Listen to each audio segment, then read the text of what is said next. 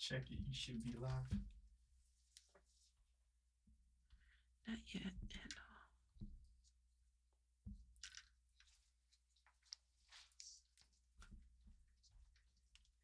I just threw a whole rainbow coalition out.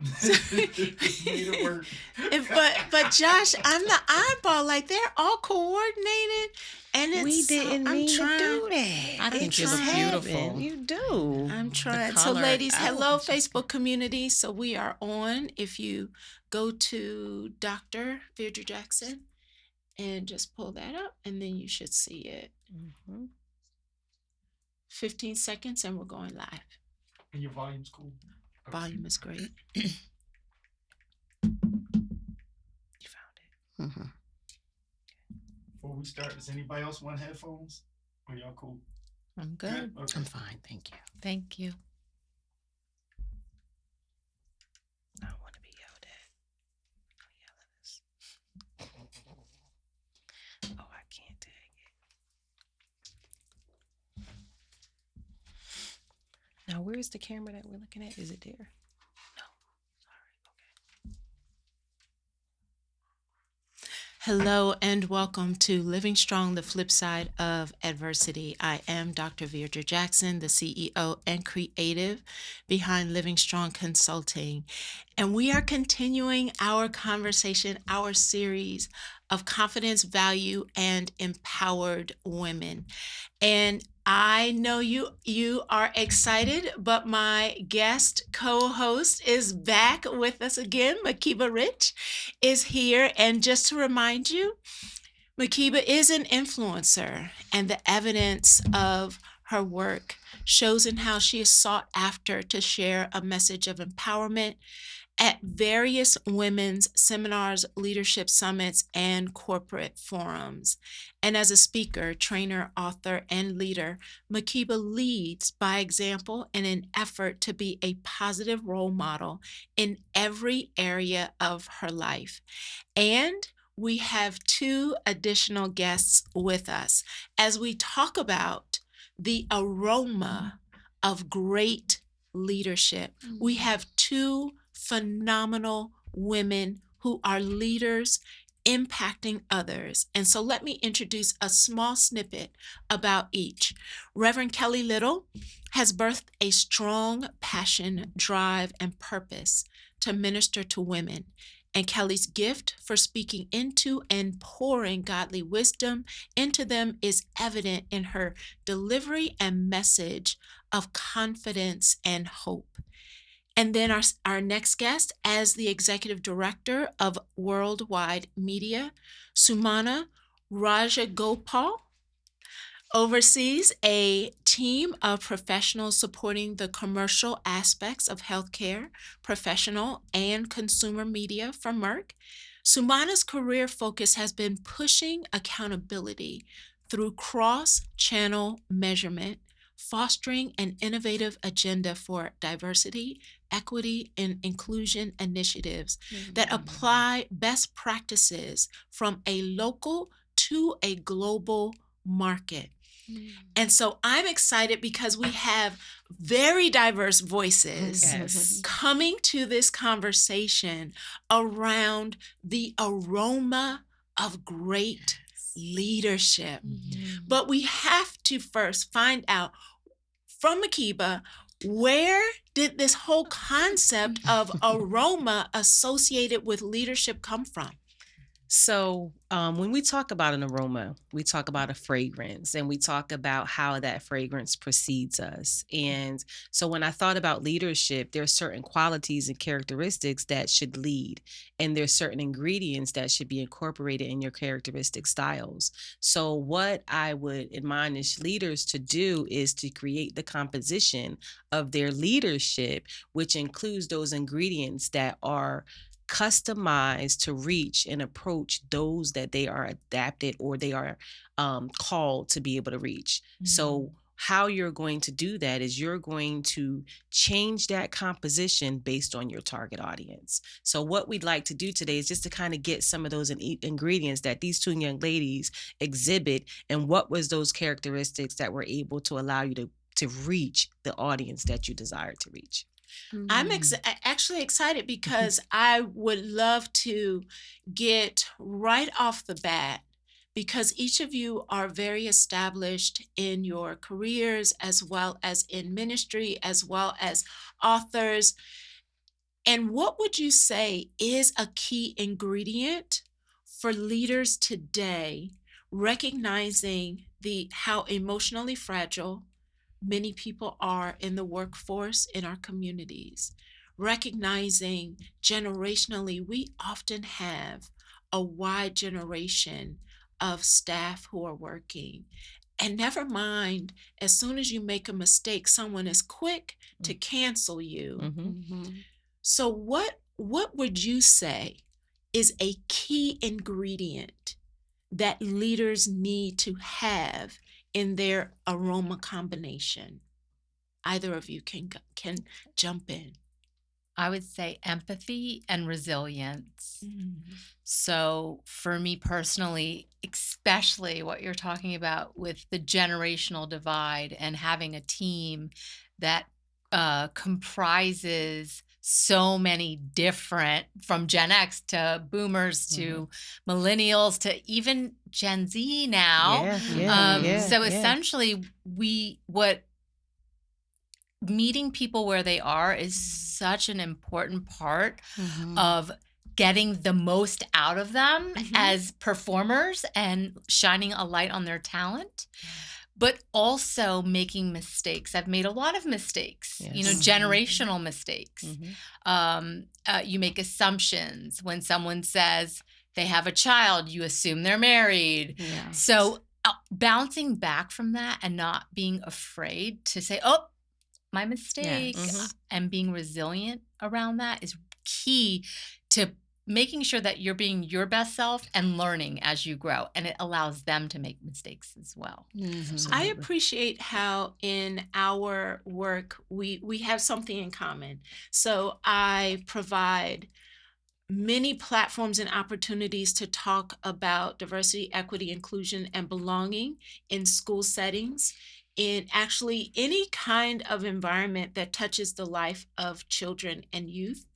And something that I have found is that oftentimes people are so afraid of making the mistake, they are paralyzed in actually doing anything effective. And so I find it pretty profound that you would start us off with empathy and resilience, and recognizing that mistakes are part of the equation. I love that. I love that. How about you, that's Kelly? good. I think I would say intentionality being one for me, dealing with so many different women, having to show up and be intentional. From the time I wake up in the morning, being intentional, to the time I, go to my, my job, but at the same time I get calls throughout the day, and just being self-aware, being intentional, because most times what I find in ministry is I really can't have a bad day. They're always watching. Being a mentor, being the leader, the director over many women who look up to me. I find that I have to always be, when I say intentionality, I'm speaking of from the time I wake up and how I show up, being intentional about my day, being intentional about my spirit. So that way it's organic, it's genuine. When I show up and I take the time to say, how are you? I'm meaning that because I was intentional about, the start of my day. Checking in with you. Checking in with me. You know how you are, so you're giving space for other people to feel seen. Absolutely. When you actually ask them, how are you? How often do people ask it and then they don't actually give you the answer? They're like, I'm fine. Right. Like, no. Yeah. How are you? And maybe not in the corporate world necessarily, but in the church, as soon as I walk in, you embrace them with a smile, you embrace them with a hug, sometimes just a touch. That's intentionality. And many times they come back and they're saying, oh my God, that touch. Mhm. Oh my goodness. The fact that you just said, how are you? And you looked me in my eyes. Little things like that you're not even aware of Yeah. that affect, Someone else, yes. someone Yes. else. Makiba? Yeah, I think it's really important what Kelly was saying about in ministry, these are the things that we do. But ideally, it should be a part of your DNA. So it translates in both genres That's and right. in both Exactly. areas. So as I am in church and ministry, Yes. my ministry precedes me at work. So that'll be when someone's like, there's something about you. You know, when you walk in the room, there's sunshine that lights up the room, and we know what that means. So as we are creating this fragrance and we begin to gather those ingredients of our character and we begin to utilize those characteristics to begin to reach out to all generations, and we have to make sure that that fragrance is delightful to that generation. Can you expound a little bit more on that? Because if people were listening last week, they recognized how we were connected at Ignite. Yeah. And that whole piece you shared about really understanding the different generations and how you broke it down with each aroma, it was golden. Yeah. So when I was thinking of this message, and I'm thinking about a fragrance. So because in my mind, I'm always thinking of something niche, right? Something very high end. And it doesn't necessarily mean that it has to cost a lot, but I want it to be valuable. So when I think about a fragrance, the first one I think about is Chanel. And Chanel is so pivotal because Chanel began as a foundational fragrance with the number 5. And as it began to evolve, she began to change the composition based on her target audience. So if anyone knows and follows Chanel, she started out with Chanel, then she went to Coco, then Coco turned into Coco Mademoiselle, and then we get Chance. So when we start to translate that, we also think about the baby boomers, right? So the baby boomers would be our number 5. Now, if you took a number 5 and gave it to a Gen X, they will not translate that fragrance as something that smells good. They're like, what is this? My 23-year-old calls it old lady. Yeah, old lady. The church smell. fragrance. They're like, what is that? It has a little bit too much frankincense in that. What is that? And so when I thought about it, you know, when you think about a baby boomer, they had relationship values. They thought about family. They were very family oriented. And then as you go into Generation X, they want that work-life balance. So that composition is just slightly different. However, there's still some core characteristics to the first number 5. Because if you know number 5, there's a little bit of the same notes in every single fragrance, but it evolved as the target audience evolved. So now we get into the millennials, and those millennials, they want financial stability. They're thinking about what can we do next? They're thinking about what is my next, opportunity to be able to gain wealth. And so when I think about that Coco Mademoiselle, that is something that everybody has a little bit, I can take that Coco Mademoiselle and it can translate in every household. So what are those ingredients that are needed? And then as we go to Chance, we're talking about the Gen Zs. That fragrance is very refreshing. It's refined. It's a breath of fresh air. So these, the Gen Z is more financially focused. There are a microwave society where they want things to happen really quickly. So when I take that fragrance, I can go anywhere. I can go to a big conference and I can relate, and I can go to a classroom with 10 students and be able to relate. So as I think about those fragrances and that aroma of my leadership style, I have to learn to adapt to whatever target audience, whether it's ministry, whether it's corporate, whether it's school.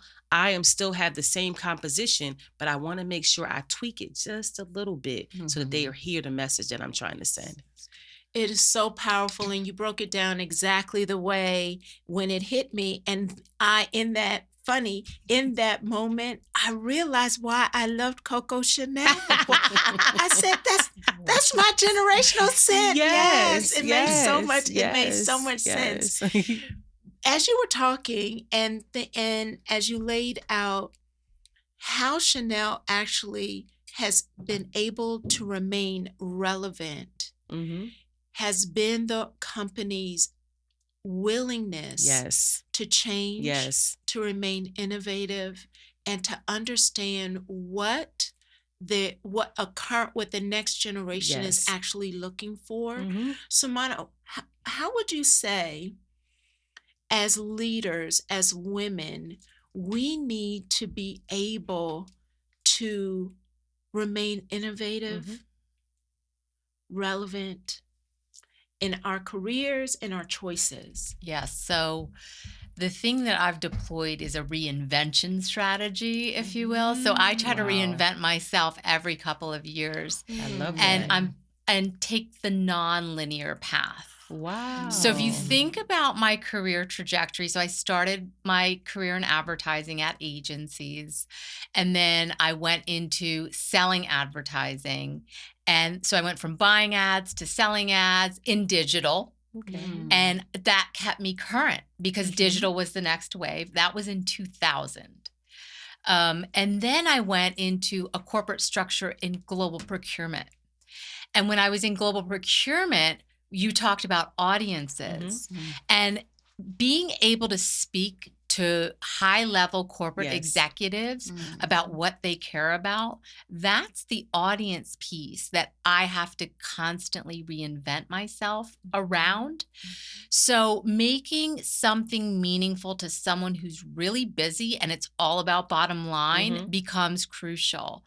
What I also do is I stay very current on trends. So when I started my career in 95, so I've been around for a long time in advertising, what I ended up doing was I saw there was an art and a science, and then there's this relationship piece, right? And what I saw very quickly is I'm not an engineer by trade. I'm not a scientist. I'm a marketer. I am a communications person.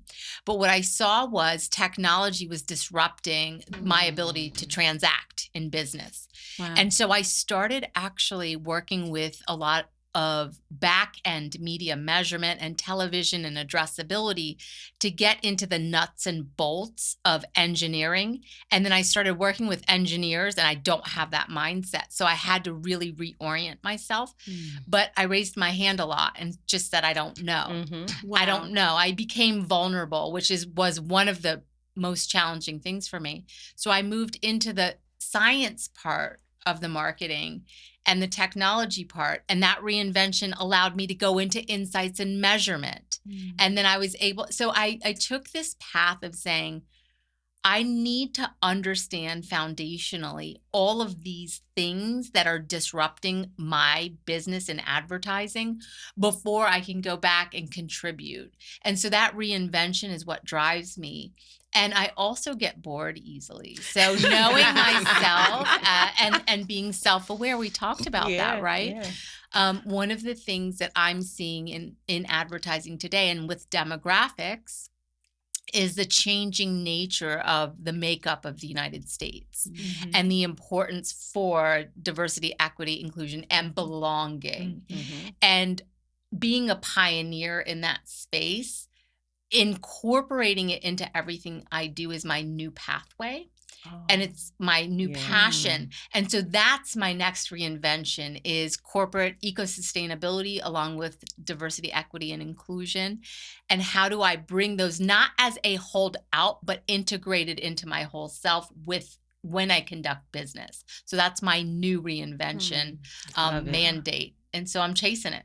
I knew we were besties. I love I it. knew we were besties when you walked in the door, because I think that's where I was talking with a group of administrators today, and I shared with them that I actually am turning down any requests from organizations that are asking me to come in with a strategy. And I tell them, you know what, you want a list of strategies, you want a checklist, go to Google. Right. If you want to actually create systems and actually create a shift in climate, culture, and how you are with people, I'm your person. Right. But it's more comfortable to just say, can you just tell us what Right. are 5 things that we Yeah. need to do in order to create a more diverse, equitable, and inclusive environment? And never mind the fact that if we do it that way, we'll never get to belonging, but at least we would have had our checklist. Right. And what you just said really resonated with me, because when you said I raised my hand, there's a level of vulnerability. And there was a question we prepared actually talking about how can women who are in spaces that they feel as though they're not welcome, and the message is you're not welcome. Wow. How do they still show up? I'll just let anyone take that. How do they, the woman show up? Still show up in spaces where the message is you actually don't belong here. You don't belong here. I think it's most important to know your worth. And as we begin to know our worth, I had created this workshop at my company called Women That Rule the World. And the reason I created that was because women were dumbing down because they felt like they weren't qualified to apply for certain positions because it was an environment, as you stated, that we knew that we weren't welcome in. So before you can even go and apply, you need to know that you're qualified to apply. So what we have to do is create those places where we empower them to understand their value first and know that, there's times where we're underpaid, severely underpaid, and it's egregious, but we don't even think that we think they gave us the position and we're grateful. Here, be grateful that you're here. Now, how dare you go and ask for more? So it's my job and my place to be able to get women in that space where they become confident enough to say, I own this and I'm just as valuable as my colleagues because it's not many of us at the top. And so once we get to that space, I believe that we can go in and we can take it by force. But it starts with our own internal awareness of who we are and what we should stand for. Simone, I felt like that resonated with you. Really. Absolutely. You wanted to say something. Yeah. I do. Some of the things that people have told me is that I have the ability to disarm people. I do that using humor or deflection. And it's in large part because I never fit in. Right. I'm first generation American. I'm Indian, of Indian descent. My husband's Puerto Rican Italian. We don't fit anywhere ever. Which box? Yes. No, there's no box. There's no box for us. And we didn't keep, neither one of us kept culture either. So I didn't grow up in culture. So, and then I'm from DC. I was born in Louisiana and then I moved to DC. So like how I identify is multi-layered, but grew up in predominantly white spaces and places where it was always assumed that either I didn't belong there, or even today, the people that work for me might be spoken to as if they're the leader versus me being the leader. Right. That happens a lot. So it's interesting because I've had to find a way to let my intuition speak to me and then pinpoint the other person's insecurity, because whether you know it or not, they're going to let it out to you. And once they let it out, they've become vulnerable, even though they don't know that they have. And then what you can do is disarm them by making them comfortable. And that's really what I do. I'm very comfortable in my discomfort. Few people are. Yeah. It can be an asset and it can be a liability, because when you run teams, I'm always uncomfortable. And sometimes I make them uncomfortable because I'm pushing, right? Our jobs are to elicit the very best out of every human being that we interact with. And that's where the empathy comes in. And that's what I had to work on. Yeah. Because what I had to learn over time was you have to allow people to get there in their time and you can't rush it. Yeah. I That's think about incredible. how Yeah. intense there always seems to be this element of we don't have enough time, and leaders are rushing to get to a solution instead of actually allowing people to process and grow. Mm-hmm. And there's an element there where if we aren't confident in who we are, you can try to overcompensate, Right. Mhm. try to be the Mhm. one with all the answers, Yeah. try to take up the whole space in the room, Mm-hmm. Mm-hmm. where actually that's an insecurity. Yeah. Mhm. Yeah.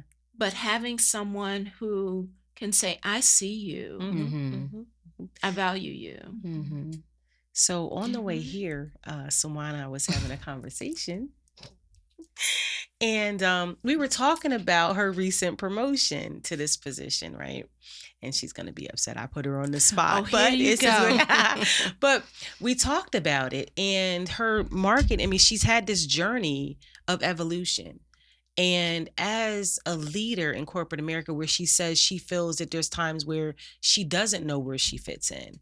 And so when we correlate all this together and we talk about the big deal, we talk about this aroma, we talk about this confidence, but when you've struggled so long to get there, let us talk a little bit about, once you get there, why is it that we don't feel that we are valuable enough to speak about the accomplishment?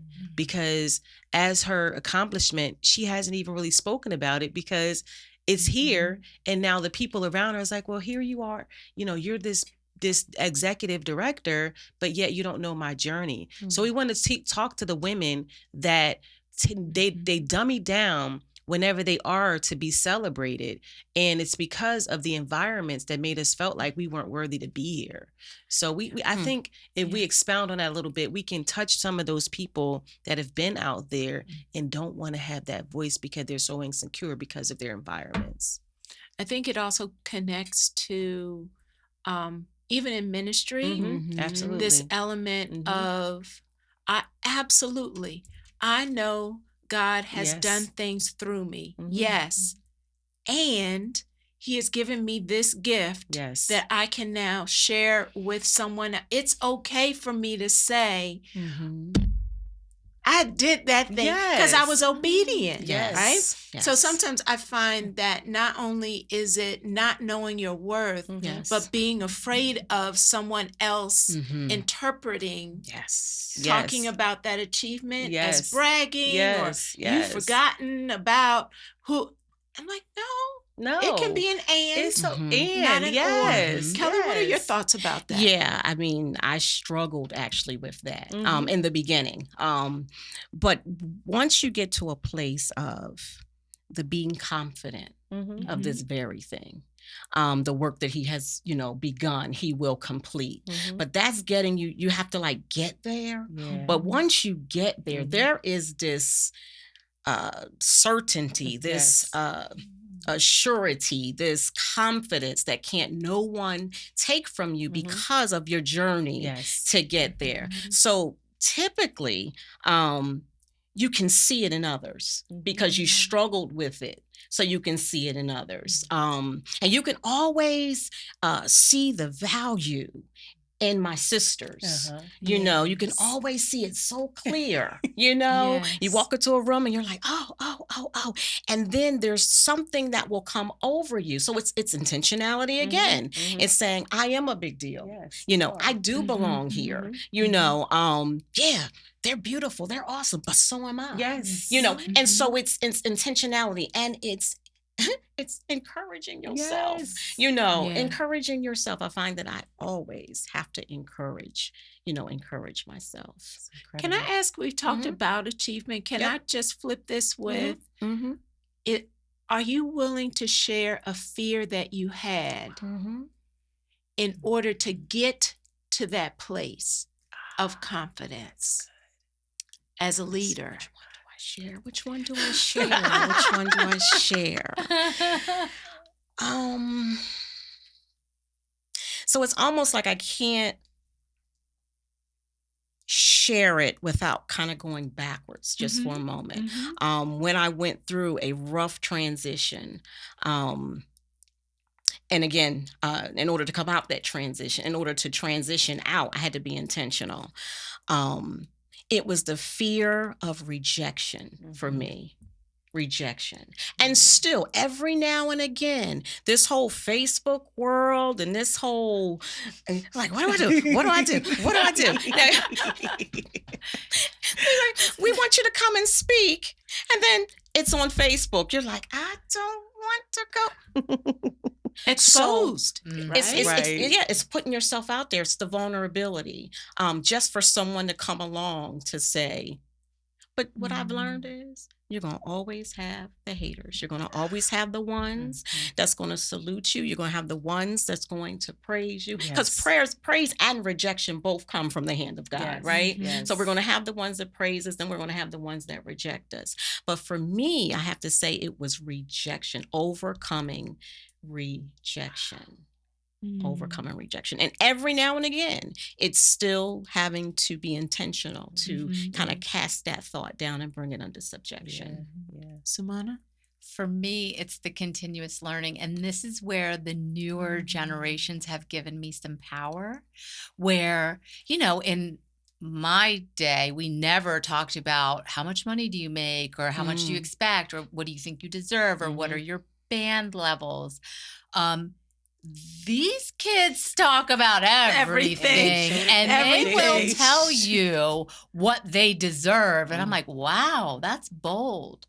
So for me, I'm reveling in the overconfidence, which I actually appreciate and love, because they're telling you what they need to feel successful. Now, do they deserve it? Maybe they do. So then that makes me question, maybe I do. And am I able, if I can't advocate for myself, I'm busy advocating for everyone all the time. Right? All the time. You're perfect. Oh, I love what you've got on. Everybody else has it. And I'm not advocating for myself. So the thing that I did to push myself out of my comfort zone is I joined Sister Time. That's what I did.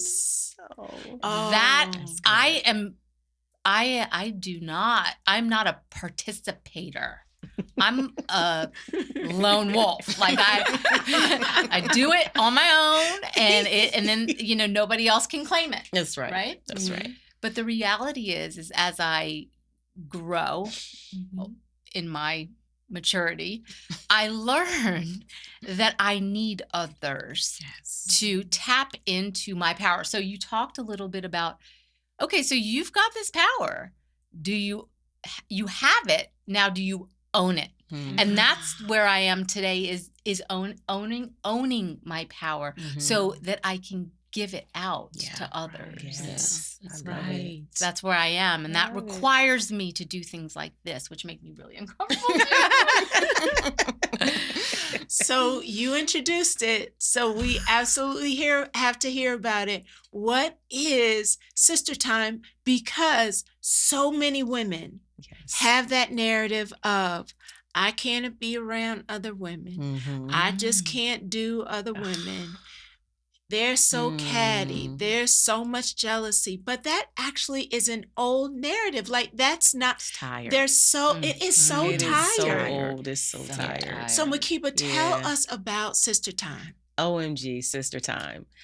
Sister Time is my baby. Sister Time was birthed out of my pain.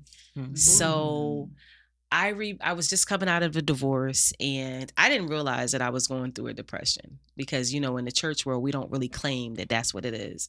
But I would have every other Friday, Saturday, and Sunday off, and I would literally close the door Thursday night and come out Monday morning for work. And this went on for like a year, but in my mind, I'm like, I'm having, you know, watching TV, but I wasn't doing anything. And one day I'm crying to my daughter, like, when you gonna come home? She's like, Mom, get over it. I'm not coming home. You need to get a life. And I'm like, feelings hurt. I was traumatized. I mean, literally I was crying. I'm like, I had like I'm like, you don't want to spend time with me anymore? Like, what do you mean? And she's like, Mom, come on, get some friends, do something. And I'm like, well, I guess, And so fast forward, I said, there gotta be some other women that need something like this. Like, we're the people. And I started praying about it, and I write everything in my phone, and God started telling me what to do. Call some girls into your house and do this. And he told me exactly, make it topic driven, talk about some things. And I'm like, okay. And the first one, boom, all these women come in, and all I want to do is create a safe haven for them to breathe. Yeah. Everything else, we'll figure it out. And the very first session, I never forget, a woman walked in and she said, I hate my husband. And I don't want to go home. And I'm like, Nope. Hi, Okay, how are so you? we're starting here. We're starting here. Fast Okay. forward. And she cried and we're like, oh my gosh, we're so sorry. And when she left that night, she said, okay, I'm going home. I can deal with it. I love him again. And we were just like, whoa. And I'm like, this is what this is. And it's not a place where we're bashing and we're really restoring. We are going through every topic driven session where it's what you need in that moment. And it's a place that they can breathe. They can literally pour out, drop the titles at the door. You're not the director. You're not the mom. You're not the wife. You're my sister. Yes. And this is what we do. And we pour out into one another. We network with one another. We pour in, we support. We build friendships that last. And we really organically try to create an environment where you become the best version of you. There's no secret pill to this. The best version of you is all we ask for. That's good. You shared something that I did not share my thought around the essential skill for the aroma of great leadership when we went around the table. But you actually just touched on what I am feeling for myself and what I'm actually teaching leaders is to solve for the stress, not just the problem. Because oftentimes as leaders, we're so solution driven. Yes. And people are bringing stuff to us now that there is not a quick answer or solution for. But if we can create space that helps them process what they are believing about their problem so that they're just not on autopilot of, I hate my husband and I don't want to go. Like she had been playing that tape. I guarantee Over you, and she had been over playing again. that tape the whole ride in the car. And it just fell out onto everyone as soon as she arrived. And there's an art to actually listening to help someone else process, not just get your point or agenda across. And it's never about that. I mean, I am honored that God trusts me enough to have this space because it's not just for them. It literally is my refilling. And I never forget, there was very specific instructions on what he told me to do. And one of them was he told me never worry about the numbers and never cancel. And there was this one day that I was so frustrated because not only do I have the session, but we have dinner, we have hors d'oeuvres, we have, it was certain things. And I was out of my own pocket. So I'm like, okay, how many people? And this one day it got down to like 2 people. And I'm like, forget it. I'm done. I'm tired of this. I quit. Cancel, send out the text, we're done. And a lady called me and she's crying. Oh my gosh, what do you mean there's no sister time? I've been waiting all month for this and you canceled it? And she's crying, I needed this. And I cried and I cried and I'm like, I'm so sorry. I was like, God, if one person shows up and it's just me and them, and I promise you every single time we have it, it's always what these women need. And I'm totally honored and humbled that God trusts me enough to just be in this space. And I know it's him because women, they tell me all the time, I don't do women.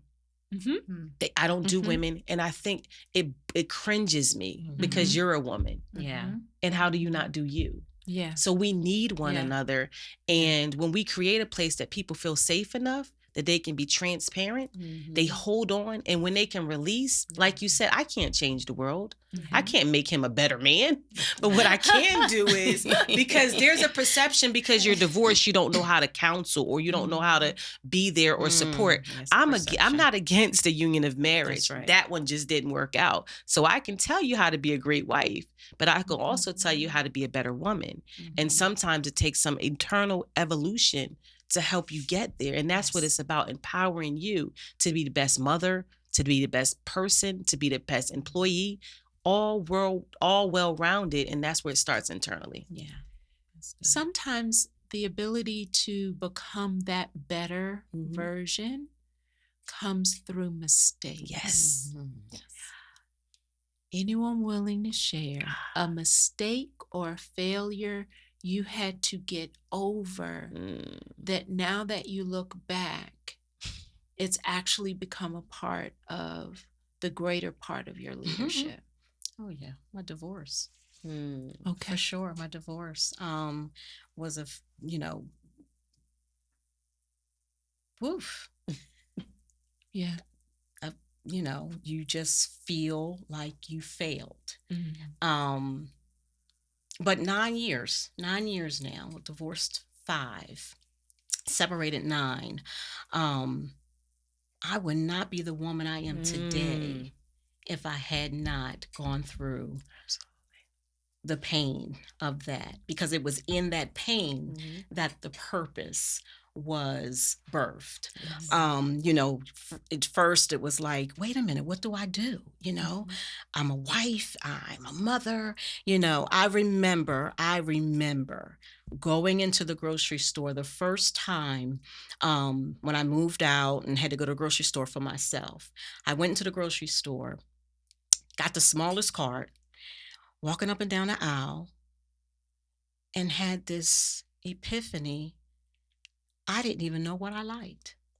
Wow. I had no idea. I knew what my husband liked to snack on, what my son's friends, what the cousins, with the uncles. I knew what everyone else liked. Wow. And I'm standing in the middle of the store. Wow, that's deep. I have stocked everyone else's shelves, but never stocked my own. And so I left out the store, went in the car, and I just wept. And I wept. Wow. And for a long time, the grocery store was a trigger because I did not know what I liked. Wow. And so today it's funny. I'll go in the grocery store and every week it changes. It changes every week, This week might be fish. Next week might be chicken, Sounds like freedom. Freedom. Oh, fulfillment and freedom. Yeah. Freedom for sure. Yeah. Oh my goodness. Yes, freedom. But I can remember, the Lord saying to me, I'm like, what do I do now? Oh, my purpose. And I remember him saying to me, he says, your purpose, as you've once known it, has changed. But my purpose for your life has never changed. So here I was, still with purpose needing to be fulfilled, still destiny ahead, had to go through that before I could help so many other women. Yeah. And like you said, I love marriage. I have friends that are married. I love marriage. He and I are really, really good friends. We were amicable through it. She said, God bless me. God bless me. Yes. And so, yes, I honor marriage. And like you said, because you're single now. Oh, I love being single. Oh my God. Jesus is real. He is real to me. Singlehood is wonderful. But I honor marriage as well. And I will be married again one day. So I look forward to that. But right now, I don't think I would have been able to do this level of ministry if I was still married. Yeah. So this is a sweet season. This is an awesome season. Wow. You just took me out of here when you said, I have stocked other yes. people's shelves, and I never stocked my own. Never stocked my own. Wow. I think about how many women get Mhm. lost Yes. in other people's Visions and their stories, visions, Mhm. needs. Samana, you mentioned it earlier, Mhm. just losing Yes. track Mm-hmm. of who I am, Mm-hmm. not in a prideful, arrogant way, but not even knowing who I am anymore. Nope. Samana, are you willing to share I a failure? I am. It's actually what's driving me today Ooh. is my need to this is my mistake. My Mhm. mistake was staying silent when I should have spoken up Wow. in spaces and places because of whether it was culturally, keep your head down and keep your mouth shut and work really, really, really hard. I was taught that from the very beginning, that have integrity in everything you do and be better than everybody else because you won't be seen. And that is wonderful in its own right. But when it comes to advocating for myself and others as a leader, and being self-centered and afraid of losing what I had, I've made a big shift into leading from a place of abundance. That there's enough to go around. We all have Yes. so much. And that's the shift that I feel when I walk into this studio, and it is, wow, I get to be here today and share in your abundance, right? Thank you, Makiba. Yes. Thank you so much for allowing me to be and participate here. And when I shifted my thinking, the way that I move through the world is very different. What I'm working on now, because I also am impatient and I fix it. I'm Mrs. Fix It. Let's just fix it. I'll fix it for you. I'll fix that. So you touched on this, right? That we got to get out of the business of doing and into the business of being. Just being. And so I'm working on that. And part of working on that includes quiet and not fixing and just listening. And then letting the other person get to it when they're ready.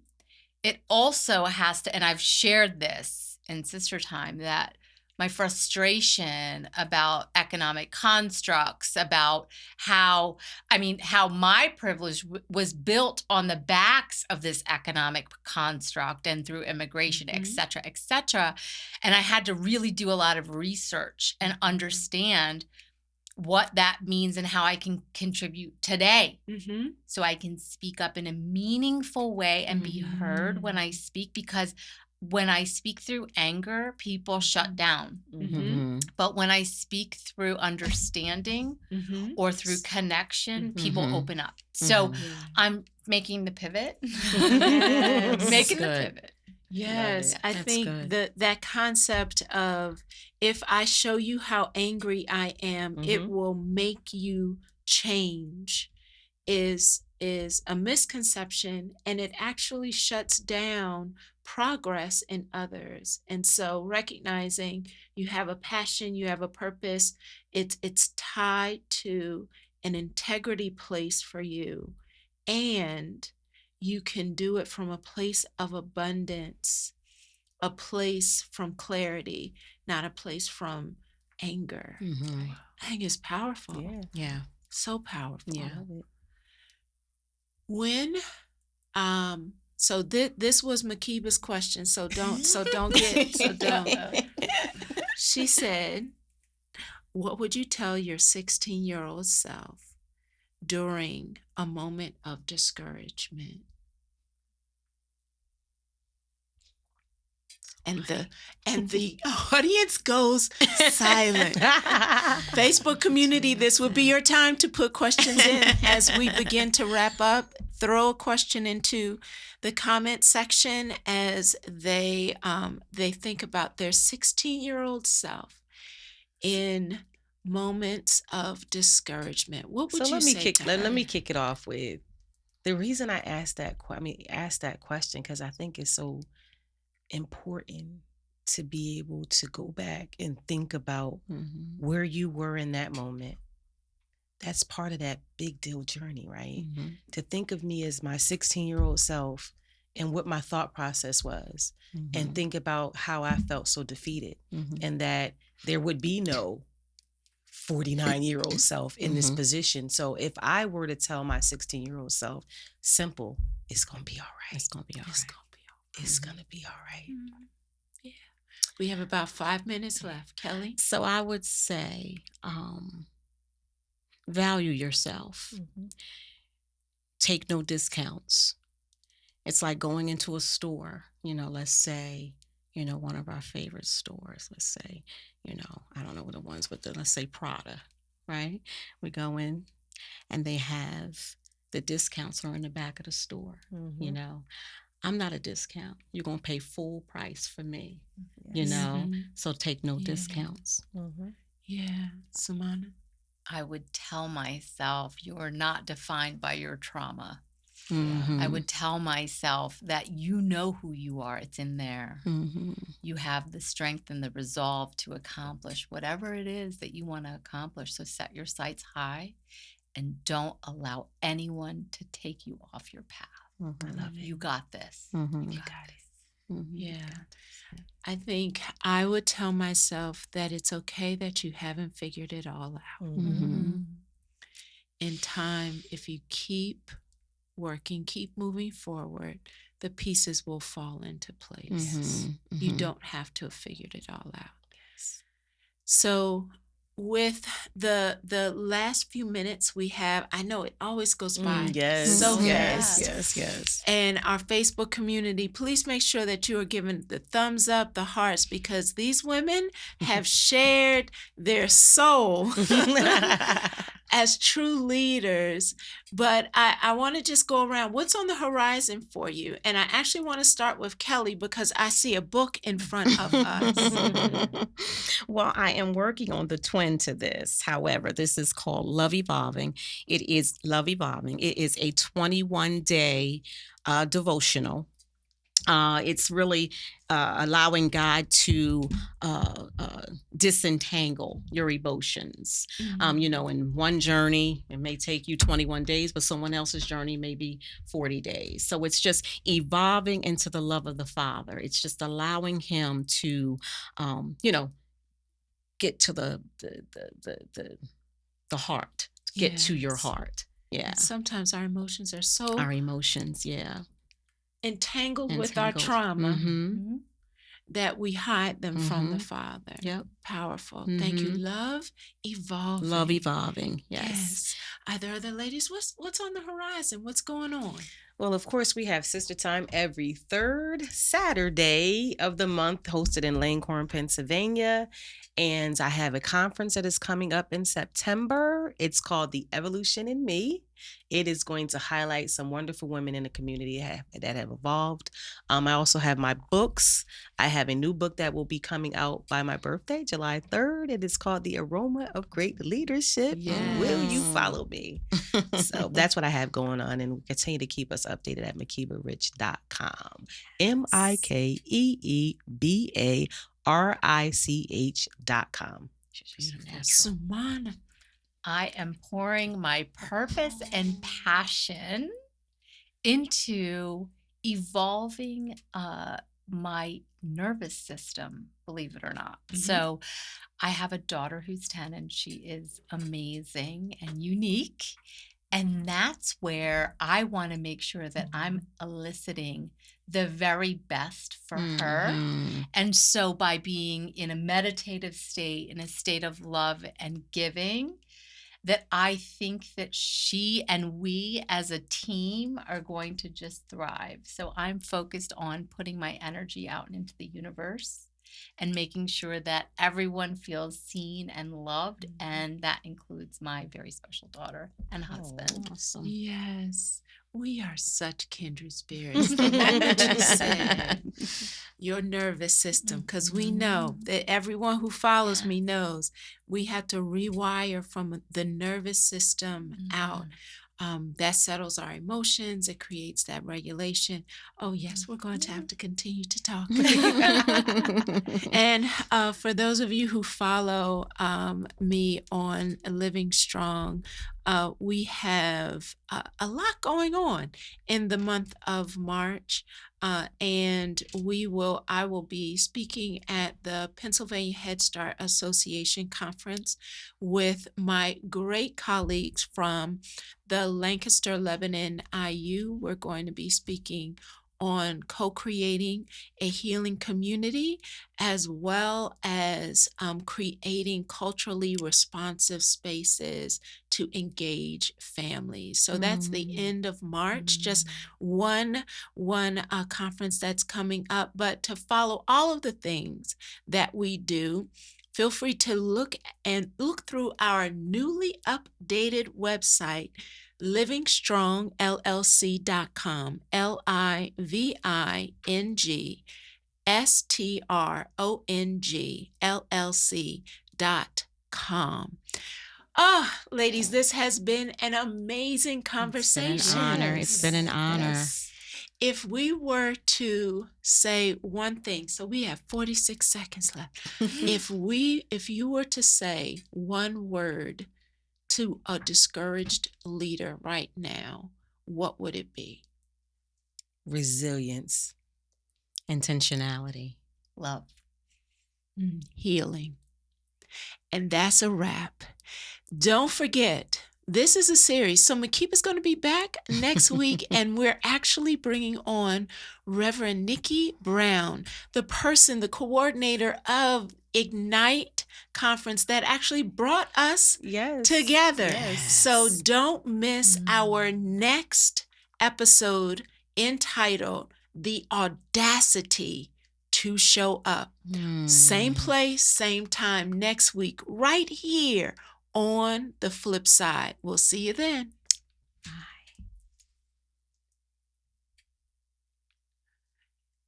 Thanks, Josh. Okay, you too. All right. Facebook community.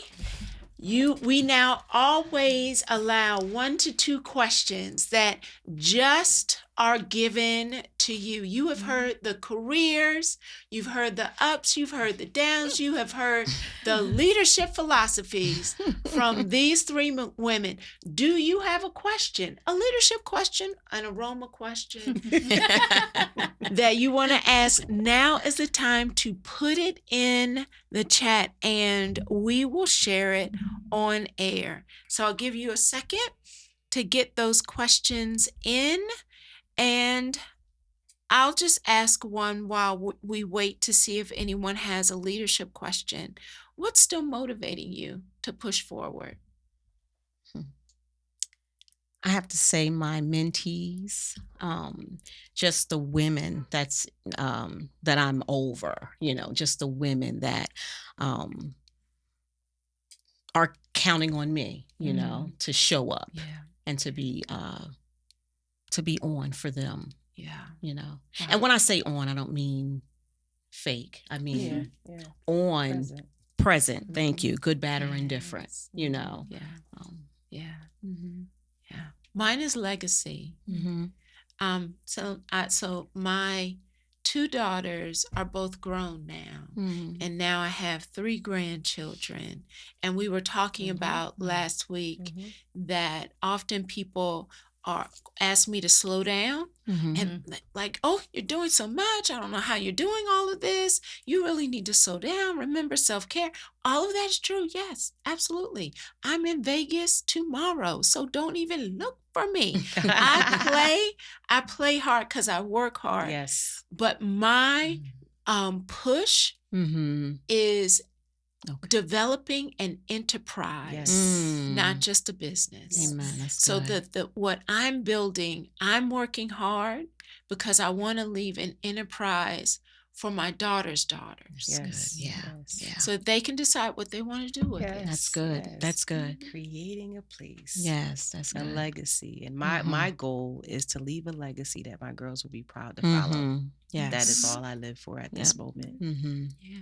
Samana, what motivates you? What's motivating you to push forward? My family, my husband and my daughter and my parents, as well as my ability to pay it forward and grow the next generation of leaders in the advertising ecosystem. I Yeah. think I have been given this gift. Yes. And, there's that saying that you can be the first, but you better not be the last, right? Right. Is that Maya Angelou that said that? I don't know. I if she don't said know. that, but it's all the It's way so- it is true. all It's the way true. true, because the Yeah. reality is that I was given this opportunity because people, when I didn't believe in myself, other people pushed and believed in me. Mhm. And I owe it to the world to give that back, right? Yeah. So Yeah. that's what keeps me Yeah. motivated.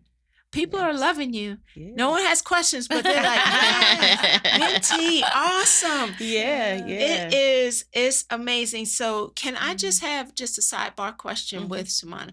Now you all can ask it and ask the question as well. But I'd love a DEIB question Yeah. if you're okay. Absolutely. What are companies getting wrong about this trend of everything being DEI or DEIB? What are they getting wrong about this initiative? So I think there's a lot of talking and not a lot of action. There's a lot of separation or saying it's a initiative. Mm-hmm. Okay. Mhm. It's not an initiative. It is a way of being. This is your spirit. This is what fills my spirit. People don't understand that about me, and they won't understand that about me because they make assumptions about me just by my very being.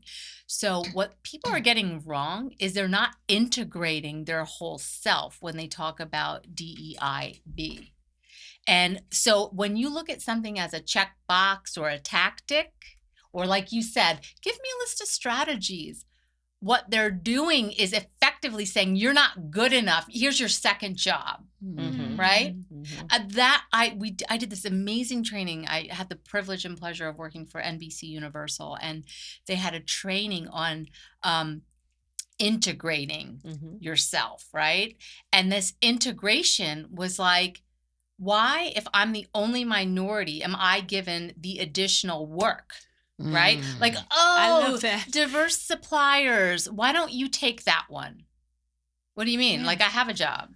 Are you Right. gonna? And then this sparks the equity conversation, which is, are you going to give me more money? Compensate.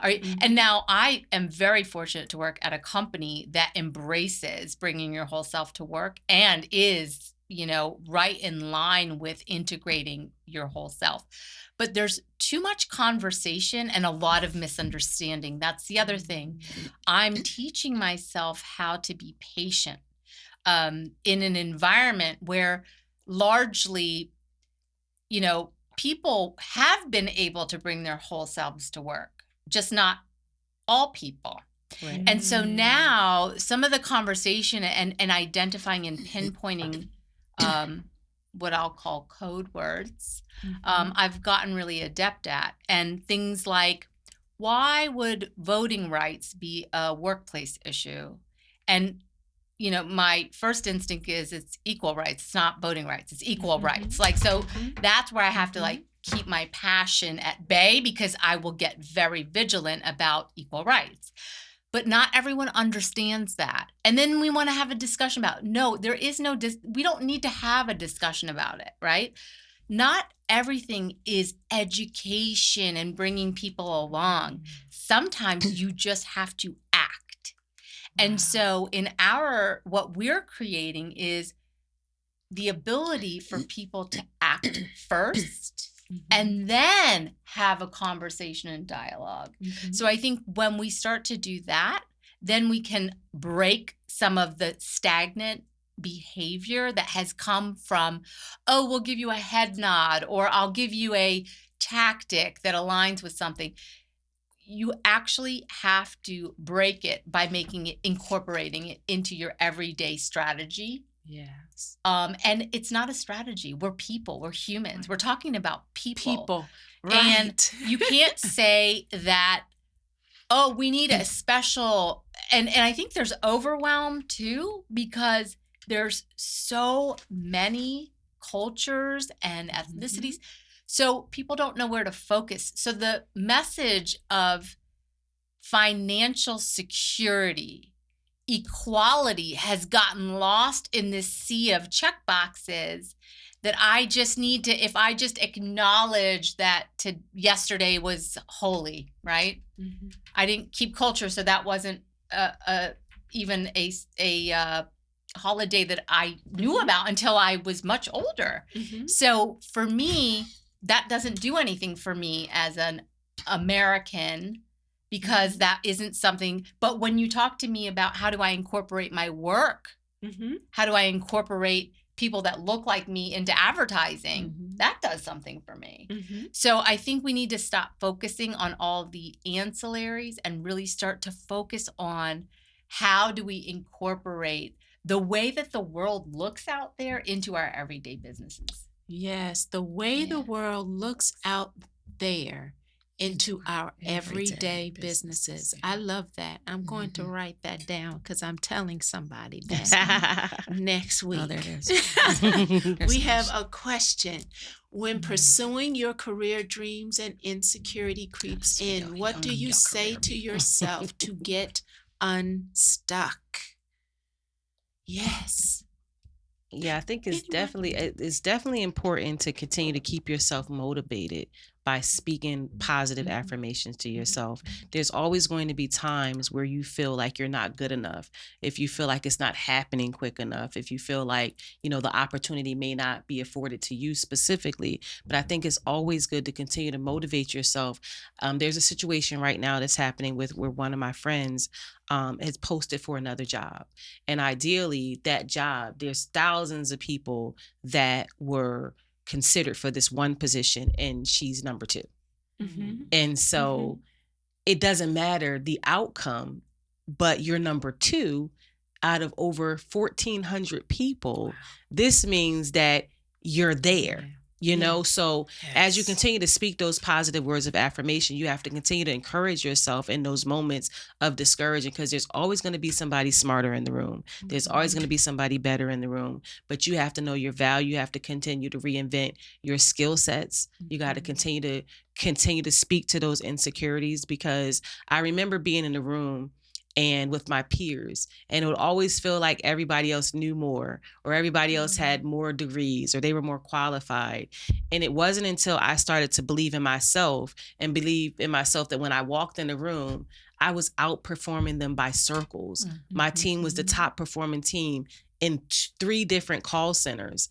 And so I'm saying to myself, here you are measuring yourself up against them based on what you think, the persona of what they look like. But ideally, they don't even have the same experience as you are. So don't always look at people to think that they have more, because you don't really know until you have that conversation. And it was weird because in those conversations, I found out that half my peers didn't even have college degrees.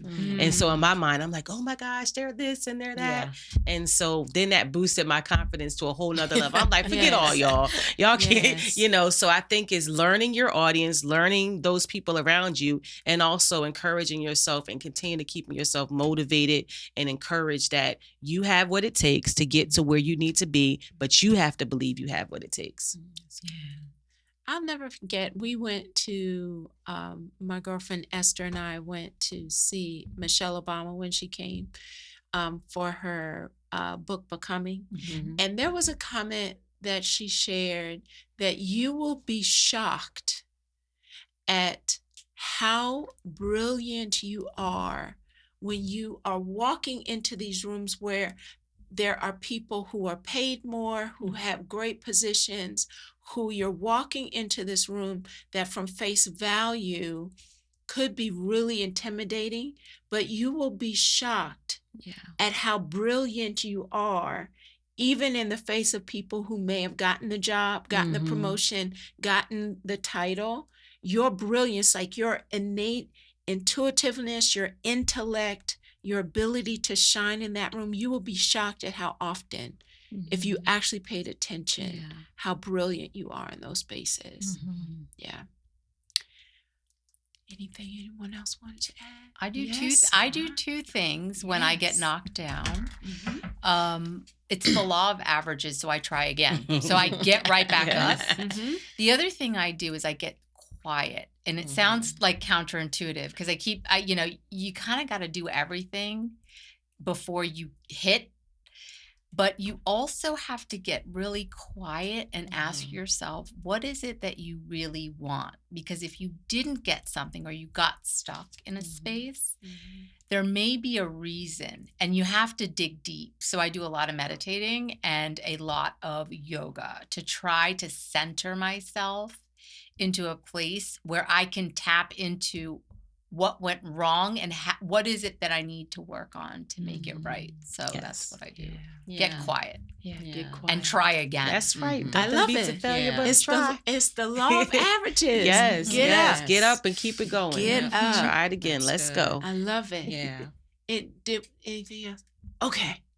All right. Well, ladies, this has been amazing. I have really to say has. thank you. We did it, ladies. Thank you. And see, it goes by so fast, right? Yes. That's why we couldn't do commercials. I'm sorry, Facebook family. We could not do commercials because if we had, you would have missed some of this treasured Incredible. conversation.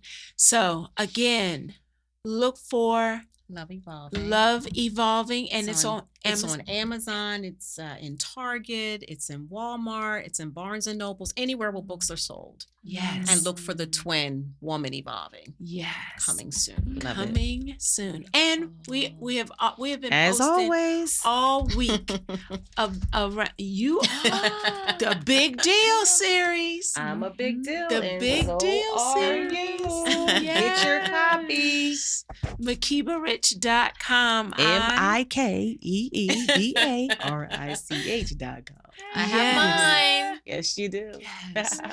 You know what? I think we're gonna buy a series, buy a set, and next week those who actually comment in the chat of Facebook, your name will go into a raffle, and the flip side will be sending you an entire set. So you gotta come. You gotta show up Autograph next copy. week. Autograph copy. Did y'all hear that? Autograph She'll even sign it for you. Autograph copy. I you love gonna it. you gonna want my name autographed in this book. Well, I'm a big Yes. deal now. Yes. That's right. Well, ladies, thank you again. Thank You so much. And Facebook family, as always, thanks for supporting the flip side of adversity. We'll see you next week. Bye-bye.